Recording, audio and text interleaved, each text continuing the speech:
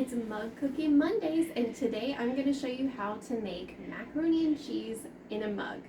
So the ingredients that you'll need for this recipe are a 1/4 cup of macaroni noodles, a 1/4 cup of water, and a 1/4 cup of cheese.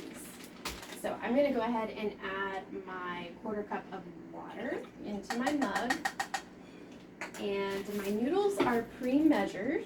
So I'm going to go ahead and pour those in there, and I'm going to microwave this for 1 minute and then take it out and stir.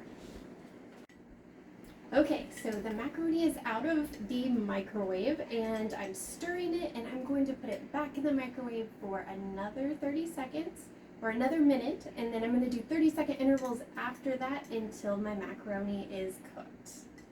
All right, so here we are with cooked noodles, and we're getting ready to add our Fiesta blend cheese and some salt. But when you were making this at home, I added extra water, and I ended up microwaving this for several different intervals of 30 seconds. So just watch your macaroni, and if it looks like it's sticking together, add more water to it because the noodles will absorb the water, and that's what's making the noodles tender. So I'm going to add in my cheese while my noodles are still hot.